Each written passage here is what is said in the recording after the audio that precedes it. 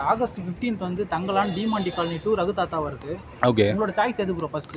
First தங்கலானா தான் இருக்கும். கண்டிப்பாக விக்ரம் சார் படத்துக்கு தான் தங்கலான் தான் போகணுன்னு எல்லாரும் மாதிரி நானும் எதிர்பார்த்து காத்துட்ருக்கேன். இல்லை ப்ரோ, தங்கலான் தான் எக்ஸ்பெக்ட் பண்ண போகும். ஏன்னா அது வந்து விக்ரம் சார் வந்து எப்பயுமே ரொம்ப ஹார்ட் ஒர்க் பண்ணி பண்ணுவார்ல, அதனால் தங்கலான் தான் எதிர்பார்க்குறேன். நம்ம எதிர்பார்க்கறதோட நல்லாவே பண்ணிடுவாருன்னு எனக்கு தோணுது bro. Raghuthatha okay, it's a normal movie. Thangalaan உங்களுக்கு தெரியும் விக்ரமோட இது எப்படி இருக்குன்ட்டு. அவரோட ஸ்க்ரீன் ப்ரெசன்ஸாக இருக்கட்டும், அவரோட ஹார்ட் ஒர்க்காக இருக்கட்டும், எந்த அளவுக்கு அதிகமாக இருக்குன்னு தெரியும். ஸோ ஆப்வியஸ்லி தங்கலான் வந்து ஒரு கண்டிப்பாக ஒரு பெஞ்ச்மார்க் மூவியாக இருக்கும். அண்ட் தென் டிமாண்டி காலனி வந்து என்னோடய பர்சனல் ஃபேவரட். ஏன்னா நான் ஃபஸ்ட்டு டைம் வந்து டிமாண்டி காலனி பார்க்கும்போது ஒரு எக்ஸ்பெக்டேஷன் இல்லாமல் போய் பார்த்தேன். நான் கொஞ்சம் ஹாரர் மூவி லவர். ஒரு தமிழில் வந்து ஒரு பியூட்டிஃபுல் ஹாரர் ஜானில் வந்து டிமாண்டி கொடுத்துருந்தாங்க. டிமாண்டி 2 வந்து வரக்கு ரொம்ப வருஷம் ஆகிடுச்சு. பட் ரொம்ப எக்ஸைட்டடாக தான் வெயிட் பண்ணிகிட்ருக்கேன். ஸோ இந்த 2 மூவியுமே கண்டிப்பாக நான் பார்த்துருவேன். பிஸ்னஸ் ரீதியாக இப்போ நல்லா வந்து எதிர்பார்ப்போடு இருக்கிற படம்னு கேட்டாக்கா தங்கலான் இருக்குது. ஏன் அப்படின்னு கேட்டாக்கா இந்த படங்கள் அது கொஞ்சம் டிஃப்ரெண்ட்டாக இருக்குது. அவர் வந்து விக்ரம் சார் ஏற்கனவே டிஃப்ரெண்ட்டாக தான் கமல் ரேஞ்சுக்காக தான் பண்ணுவார். பட் இதில் வந்து பார்த்திங்கன்னா உடல் வருத்தி பண்ணியிருக்காரு. அவரே அடையாளம் தெரியாத அளவுக்கு பண்ணியிருக்காரு. ஸோ அந்த தங்கலான் படத்துக்கு எதிர்பார்ப்புகள் அதிகம். அதுக்கு ரெண்டாவது பார்த்திங்கன்னா டிமாண்டு காலனின்னு சொல்லலாம். ஏன்னு கேட்டால் அதுவும் கூட ஏற்கனவே டிமாண்டு காலனி 1 வரும்போது அது வந்து சஸ்பென்ஸாக இருந்தது. நல்ல பிஸ்னஸ் ரீதியாக கலெக்ஷன் ஆச்சு. அதனால் டிமாண்டு காலனி ரெண்டாவது பண்ணலாம். கீர்த்தி சுரேஷுங்கிறவங்க ஏற்கனவே ஒரு படம் பண்ணியிருக்காங்க, ஸ்ட்ரைட்டு ஹீரோயினியா. அதே மாதிரி தான் இதுவும் வந்திருக்குது ரகுதாத்தாவும். அப்சல்யூட்டாக தங்கலான் தான் சார்.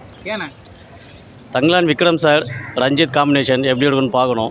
ஏன்னா தலைவரோட காம்பினேஷன் பார்த்தாச்சு, அடுத்தது விக்ரம் சாரோட பார்க்குறதுக்காக வெயிட் பண்ணிகிட்ருக்கோம். ரகுதாத்தா வந்து நான் ட்ரீசர் பார்த்தேன், அதுவும் பார்ப்பேன். ஆனால் வந்து ஒரே நேரத்தில் எல்லா படமும் பார்க்க முடியாது, அதுவும் பார்ப்பேன். அதுலேயும் ஏதோ எக்ஸ்பெக்டேஷன் இருக்கிற மாதிரி இருக்குது. கீர்த்தி சுரேஷ் ஏதோ புதுசாக ட்ரை பண்ண மாதிரி இருக்குது. ஸோ பார்க்கலாம்.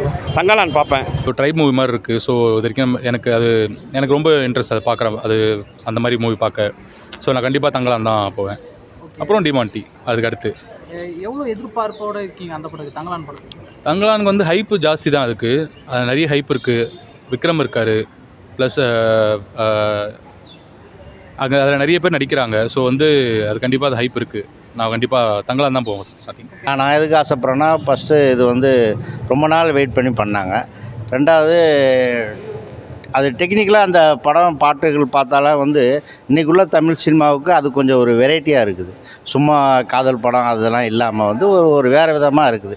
ஸோ அந்த ஒரு இதுக்காகவே வந்து தங்கலான்னு பார்க்கலாம். பர்சனலாக வந்து அவருடைய ஆக்டிங் நல்லாயிருக்கும். அது வந்து நம்ம மறுக்க முடியாத உண்மை. அதான் செம்மையாக பண்ணுவார். ஸோ அதுக்கு உண்டான எதிர்பார்ப்பும் இதில் இருக்குது. ஓகே. அவரோட கெட்டப்லாம் பார்க்கும்போது எப்படின்னா இருக்குது? அவருடைய கெட்டப் பார்க்கும்போது ரொம்ப வித்தியாசமாக இருக்குது. இன்றைக்கி வளரக்கூடிய நடிகர்கள் உண்மையிலே அந்த படத்தெல்லாம் ஒரு 10 வாட்டி பார்க்கணும். பார்த்தா தான் அவங்களாம் வந்து இந்த மாதிரி ஒரு கெட்டப் பண்ணணுங்கிற எண்ணம்லாம் வரும். ஸோ ஒரு நல்லா வரவேற்கத்தக்கது. இதை எல்லாருமே பார்க்கணும். ஓகே. ஆனால் டிமாண்டி காலனி பார்ட் 2 எடுத்திருக்காங்க. ஃபர்ஸ்ட் பார்ட் வந்து நல்லா ஹிட்டாக போச்சு. ஆமாம். பார்ட் 2 எப்படிங்க அந்த அளவுக்கு இது போகும்னு நினைக்கிறீங்களா? இல்லை, அந்தளவுக்கு போகணும்னு இருக்கிற சில நேரத்தில் இந்த இப்போ பார்ட் 1 பார்ட் 2லாம் வந்துக்கிட்டு கொஞ்சம் பிளேடு போடுற மாதிரி படங்கள்லாம் வருது. பட் அப்படி கனெக்ட் பண்ணுறதுனால இது முழுசாக அதை எதுவும் சொல்ல முடியாது. அது வந்து படம் பார்த்தா தான் சொல்ல முடியும். நான் ஏதாவது சொல்லிவிட்டு அது நல்லா இருக்காது. ஏன்னா வந்து அவங்க செலவு பண்ணி எடுக்கிறாங்க. நான் ஒன்றும் ஈஸியாக ஒரு வரியில் சொல்லிடக்கூடாது. படம் பார்த்துட்டு சொல்லுவோம் கண்டிப்பாக. நல்லா இருக்கும். ஃபஸ்ட் பார்ட் அளவுக்கு செகண்ட் பார்ட் கொஞ்சம் டிஃப்ரெண்ட் ஜானலில் கொடுத்துருக்காங்க. க்ரைம் த்ரில்லர் பொறுத்தவரையிலுமே அது நல்லா பயங்கரமாக இருக்கும். ஸோ தங்கலான் காலையில் பார்த்துட்டு மதியானமாக டிமாண்டி காலையில் பார்ப்போம். Okay bro. விக்ரம் சாரோட கெட்டப்லாம் பார்க்கும்போது எப்படி ப்ரோ தோணுது? அது சொல்லவே வேணாம் ப்ரோ. ஒவ்வொரு படத்துக்கும் தன்னை வந்து எவ்வளோக்கு ஹார்ட் ஒர்க் பண்ண முடியுமோ அந்தளவுக்கு பண்ணுவார் இல்லையா? ஸோ அதனால் வந்து இந்த படத்துக்கு ட்ரைலர் பார்க்கும்போது ரொம்ப கஷ்டப்பட்டுருக்காரு. ஸோ கண்டிப்பாக ஆடியன்ஸோட இதை வந்து ஏமாற்ற மாட்டார். கன்ஃபார்மாக அது சக்ஸஸ் ஆகும் ப்ரோ. ரஞ்சித் சார் வந்து எப்பவுமே வந்து அவர் ஜானர் வேறு தான். பட் இது ரொம்ப புதுசாக இருக்குது. லைக் அது பார்க்கும்போது நல்லாயிருக்கும்னு நினைக்கிறேன். நான் அதனால் அது ஃபஸ்ட்டு அது போவேன்னு சொல்கிறேன். ஒரு புது எக்ஸ்பீரியன்ஸ் இருக்குன்றதுக்காக. ஓகே. டிமாண்டி காலனி பற்றி என்ன நினைக்கிறீங்கன்னா? பார்ட் 2 வருது. டிமாண்டி எனக்கு ஃபஸ்ட் பார்ட் ரொம்ப பிடிக்கும். நான் டிமாண்டி காலனி பார்த்துருக்கேன். ஸோ வந்து எனக்கு செகண்ட் பார்ட்டும் வந்து எப்படி இருக்குன்னு எனக்கு பார்க்கணுன்னு இருக்குது. ஸோ அதனால் அதை நான் சொன்னேன். செகண்ட் ஒப்பீனியனா ரஞ்சித் சார் வந்து லாஸ்ட் ஃபிலிமே பார்த்தோம். ரொம்ப ஷார்ப்பேட்டாக வந்து நல்லா பண்ணியிருந்தார். ஏன்னா அது ஒரு தியேட்டர்கள் எக்ஸ்பீரியன்ஸாக நம்மளுக்கு கிடைக்கல. அது வந்து அமேசான் ஓடிடியில் வந்தது.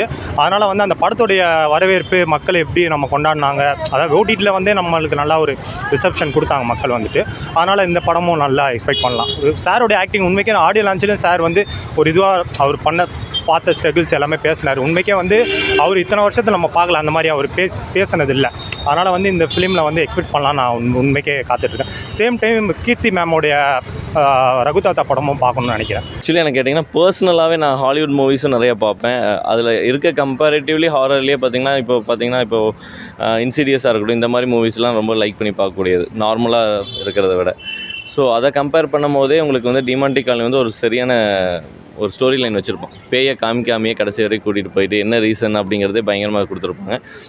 கண்டிப்பாக அதை பீட் பண்ணுமான்னு எனக்கு தெரியல, பண்ணுச்சுன்னா சூப்பராக இருக்கும். ஏன்னா ட்ரைலர்ஸ் பார்த்தோம்ல, ட்ரைலர்ஸ் வாஸ் வெரி குட். ஆக்சுவலாக நிறையா பண்ணியிருக்காங்க. பட் நார்மலான ஒரு ஸ்டோரி லைன் வந்து வந்துருச்சு. வேறு வழியில் நம்ம அவாய்ட் பண்ண முடியாது. அந்த பேய் இருக்கிற எக்ஸாசிஸ்டம் எல்லாமே வந்துடும். So it's okay, expecting. First choice எதுங்க? தங்கலாம் தானே உங்களுக்கு? தங்கலான் வந்து உங்களுக்கு பார்த்தாவே தெரிஞ்சிருக்கும்ல என்ன இருக்குது. இப்போ எப்படி நம்ம மருதநாயகம் வெயிட் பண்ணிட்டு இருந்த மாதிரி தங்கலான் சேம் ஜோனல் அதே மாதிரி தான் இருக்குது. It's historical. எனக்கு ஹிஸ்ட்ரி ரொம்ப பிடிக்குங்கிறனாட்டி ஸோ ஹிஸ்டாரிக்கல் ஸ்டோரிங்கிறனாடி தங்கலான் கண்டிப்பாக ப்ரிஃபர் பண்ணுவேன். இப்போ டிமாண்டி காலனி 2 வந்து வருது. ஃபர்ஸ்ட் பார்ட் வந்து பெரிய ஹிட். 2 மேலே எந்த அளவுக்கு எக்ஸ்பெக்டேஷன் இருக்கு? கண்டிப்பாக டிமாண்டி காலனி 1 வந்து எக்ஸ்பெக்டேஷனே இல்லாமல் வந்த ஒரு ஃபிலிமு.